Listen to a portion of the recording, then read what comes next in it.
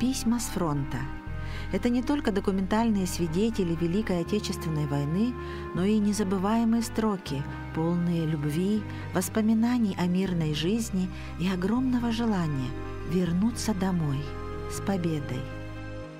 «Жди меня, и я вернусь, только очень жди», писал для любимой военный корреспондент и поэт Константин Симонов. А другой поэт Алексей Сурков, сидя в землянке, посвятил жене 16 строк, которые стали для многих бойцов Красной Армии символом любви. Стихи обрели мелодию, и землянка стала всенародно любимой. Солдаты отправляли слова песни своим родным и близким. Ты сейчас далеко-далеко, между нами снега и снега, до тебя мне дойти нелегко, а до смерти 4 шага. Пой гармоника в юге. Письма из прошлого. Они как будто ждали своего часа, и он настал в год 75-летия Победы. Фронтовой разведчик Абот Арговкин писал своей любимой Аграфене Антоновой. Я говорю прямо, вернусь героем или помру от шальной пули, но для вашего счастья уцелею обязательно. Родная, пиши. Вечно твой Або. Мне принесли письма, которые хранились с любовью 76 лет. Хранили в семье Халтановой Натальи Алексеевны, которая принесла их мне в музей и сказала: вот у мамы был друг юности, который ей на протяжении всей войны писал письма. Почитайте их. И вот с этими словами Наталья Алексеевна ушла. Когда я начала читать эти письма, я поняла, что вот действительно это такая любовь, которая должна спустя огромный промежуток времени тронуть сердца людей. И я не могла остаться, скажем так, почитать их сама. Эта история бы осталась в стенах музея. И мне пришла, значит, мысль поделиться с историческим парком России «Моя история». У меня состоялся разговор с директором Соловьевым Дмитрием Ивановичем. И сканы этих писем я выслала им. И 6 мая письма Абота Арговкина, нашего земляка, гвардии старшего лейтенанта, значит, на странице в Инстаграм печатались. Наша задача историков, краеведов, музейщиков, вообще людей неравнодушных, которые работают в разных областях, вот заниматься этой работой, чтобы давать возможность больше узнать о нашем прошлом, о судьбах этих людей, потому что каждая судьба – это большая ценность. Предвоенное время прошлого века было тревожным. Аресты, борьба с врагами народа. Но, несмотря на это, молодым хотелось претворять в жизнь свои мечты, любить и строить планы на будущее. Таким оптимистом был и Абот Арговкин, хотя он рано понял горечь потери. После смерти отца его взяли на воспитание родственники. К приемному сыну Мария и Афанасий Тарговкины относились как к родному. В 1939 году Або отважился выехать из села Кячи Алекминского района в Якутск, чтобы продолжить образование. Мечта сбылась. Он стал студентом исторического отделения педагогического института. Но тогда он не предполагал, что навсегда уехал из родного села. По этим фотографиям можно предположить, что Абот Арговкин был курсантом военного училища в Омске. История этого учебного заведения интересна тем, что есть факты, свидетельствующие о заблаговременной подготовке военных ведомств страны к приближающейся войне. Так, в 1940 году увеличили набор курсантов до 948 учащихся. Это в 7 раз больше, чем в предыдущие годы. К началу войны училище выпустило 790 командиров, и среди них был 20-летний лейтенант Або Васильевич Торговкин.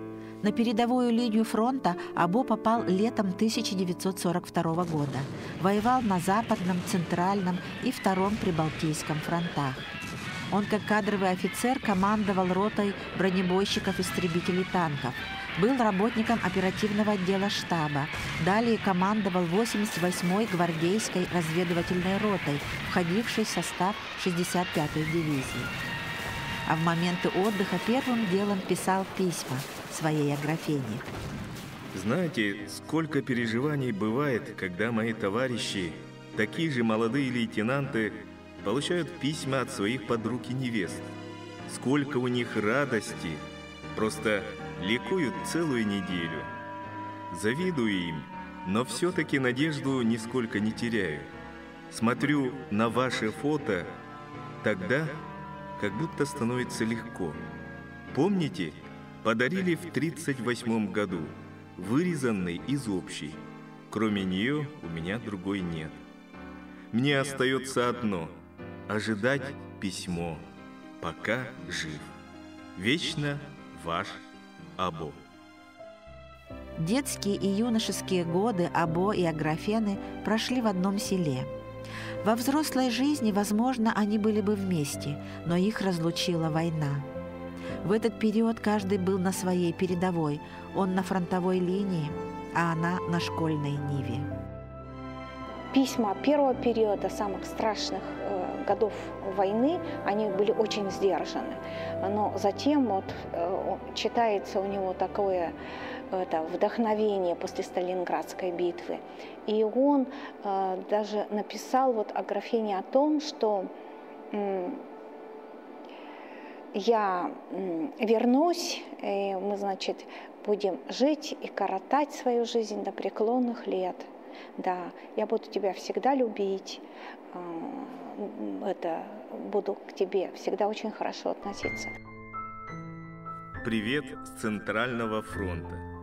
Примите мое чистосердечное пожелание провести новый 1943 год счастливо и весело. Во-вторых, поздравьте меня с 21-летием моего существования на свете. Сегодня, 5 января, утром в 5 часов, собрал своих друзей, подняли бокал за своих подруг, настоящих невест, будущих супруг. Таких, как я, оказывается, много, то есть не успевших узнать суть жизни. Вот за эту жизнь и деремся мы день и ночь, очертя голову.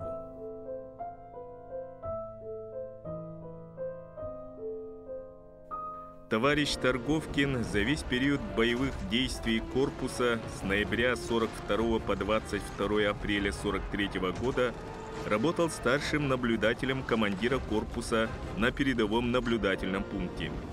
В оборонительных операциях под Белый и Локня, охватывая своим наблюдением почти 1/3 полосы обороны корпуса, засекал каждое движение противника и хорошо поставил информацию разведотдела и службы наблюдения подчиненных. Товарищ Торговкин достоин награждения правительственной наградой, медалью за отвагу.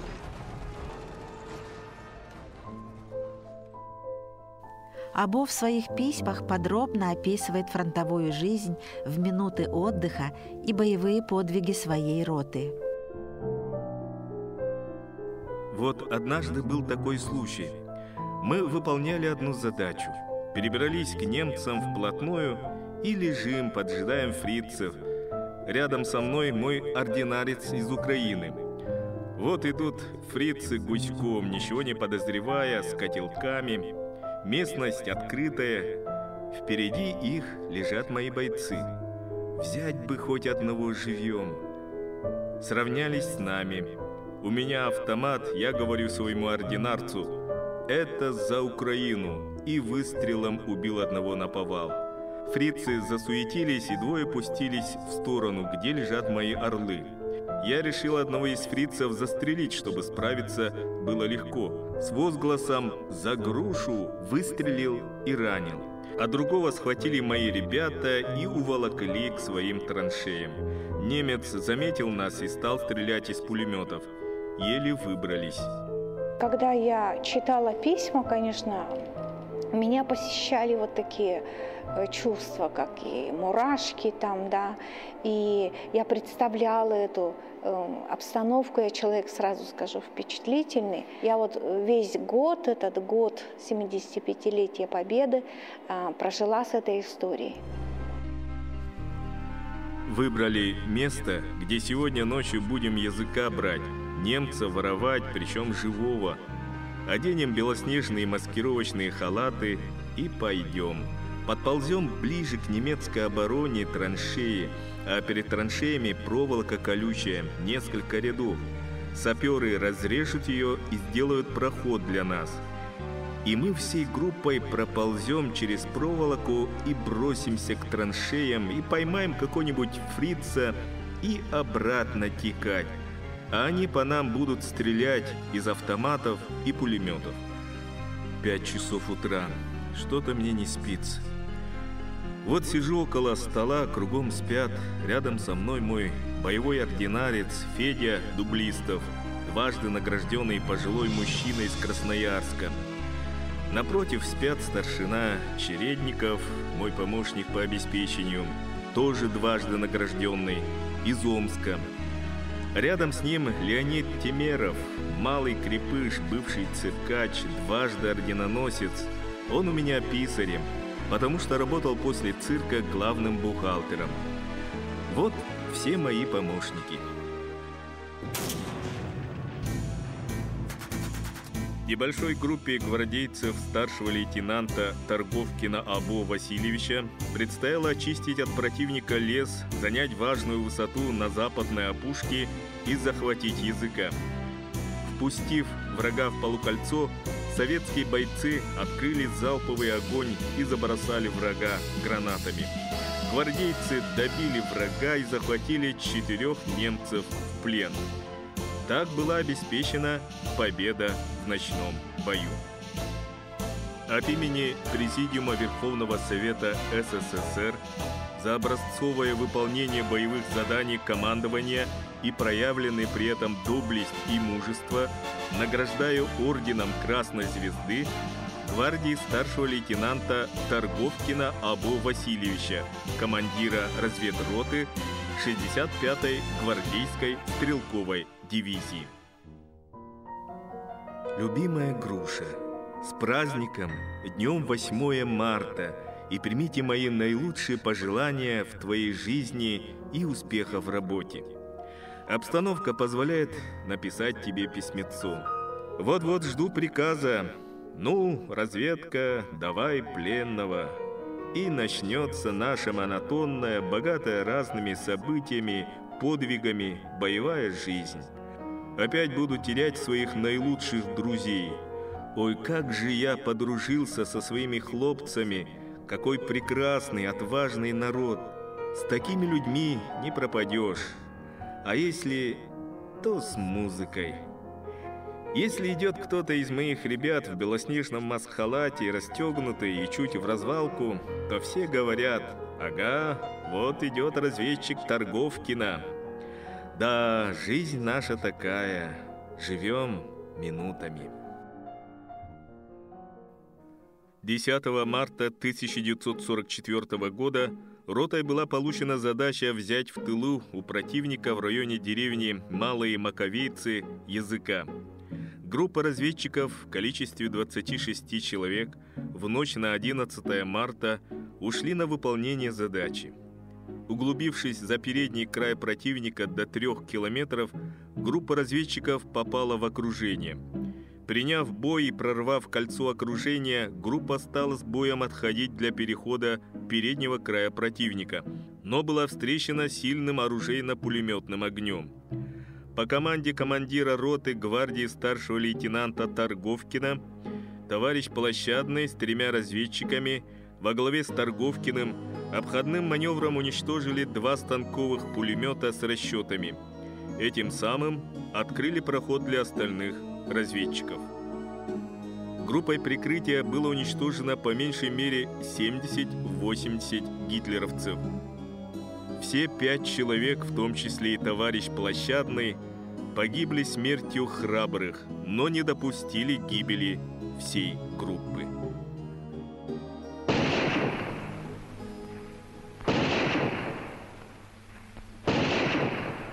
Я думаю, что Або, вот как командир роты, он мог оставить своих подчиненных, да, в том числе, и уйти с остальной группой.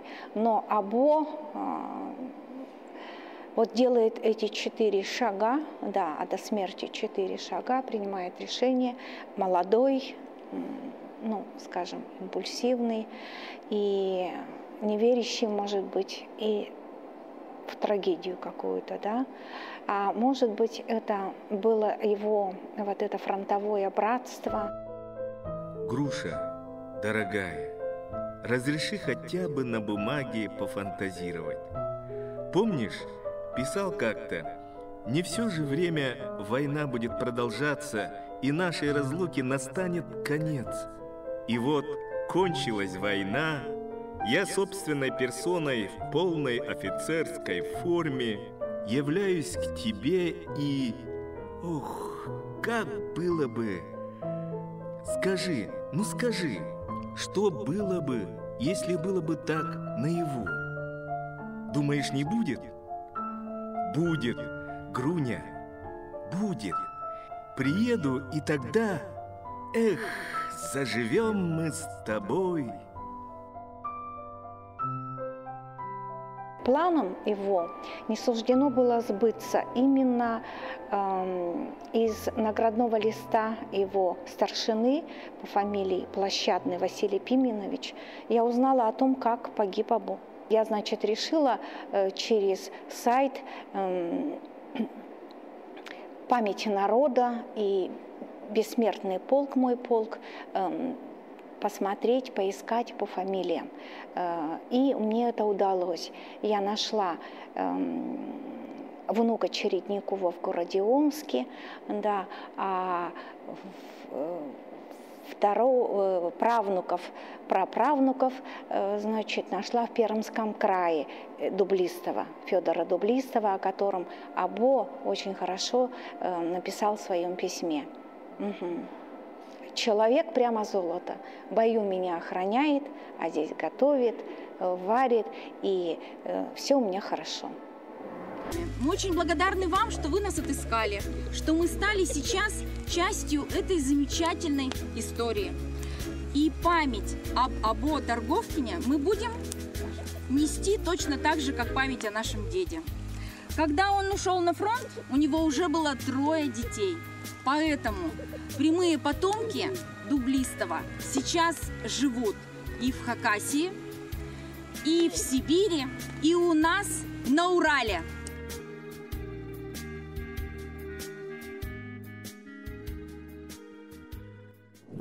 Благодаря этим письмам нам стало известно, как воевал мой дедушка, какой у них был фронтовой быт, в чем заключалось выполнение их боевых задач и как они их выполняли. Во время войны ему было чуть больше 30 лет. И для 20-летних ребят, которых было и в их роте большинство, он считался пожилым. От Ирины я узнал, что Торговкин Або Васильевич погиб осенью 1944 года, и что его сослуживцам удалось похоронить своего командира в лесу и сделать памятную табличку, благодаря которой через десятки лет люди нашли его могилу и перезахоронили его. Эта невероятная история продолжается более 75 лет. Его письма помогают нам понять, как воевали наши деды и прадеды. В социальных сетях, в группе «История семьи», где я проводил онлайн-шествие «Бессмертный полк», состоялась удивительная встреча однополчан 88-й отдельной разведывательной роты, старшего лейтенанта Торговкина Або Васильевича, гвардии старшины Чередникова Ивана Пантелеевича, гвардии сержанта Дублистова Федора Павловича. Я благодарен Никифоровой Ирине за то, что она разыскала меня и поделилась этой информацией. Аграфена о гибели Або узнала лишь летом 1944 года, когда его родственники получили похоронку. В тот день, 25 июня, на письме Або Аграфена написала: «Погиб. И вот так я навсегда прощаюсь со своей прошлой, радостной, счастливой и молодой жизнью. Он безвозвратно ушел от меня». В 1947 году Аграфена вышла замуж за фронтовика. Тоже у нее родилось в семье 3 прекрасных детей. И вот как говорит Наталья Алексеевна, что у мамы самый лучший праздник был, это 9 мая. Она смотрела фильмы, она рано овдовела. Мужу было 52 года, когда его не стало. И когда она закончила, ушла на пенсию, да, она работала учительницей, она уединилась, говорит, как-то мама, ходила, любила ходить в лес, на то место, где они с собой встречались.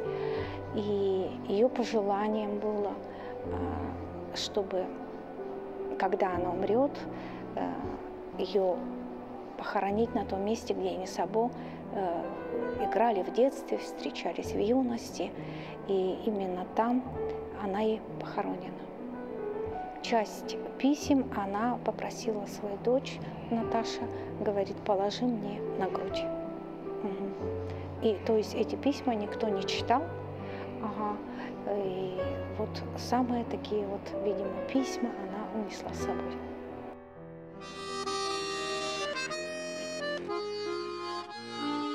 Последний путь Аграфену Николаевну провожали под песню «Огонек».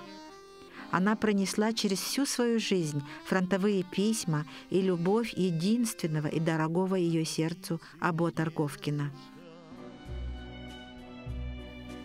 Прошло 75 лет со дня Великой Победы, а поиски новых фактов о героическом прошлом наших предков продолжаются. Как говорит Ирина Иннокентьевна, ничего невозможного нет. И ей удалось найти информацию, что Або Торговкин в 1970 году был перезахоронен. Из деревни Рахново, где погиб, останки разведчика перевезли на братскую могилу города Пустошка Псковской области. И первое, что я сделала, я позвонила в Пустошкинскую администрацию. И выяснилось, что имя нашего героя нет у воинского захоронения.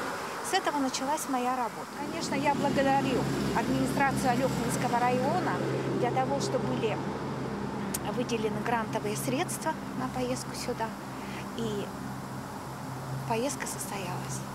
Когда проводился обряд по якутскому обычаю, пели птички, была солнечная такая тихая погода, и я вот почувствовала в этот момент, что я выполнила долг в том числе, да, что побывала вместе с родственниками Або Васильевича Торговкина на месте его захоронения, и что его душа поднимется к отчим местам, и он успокоится.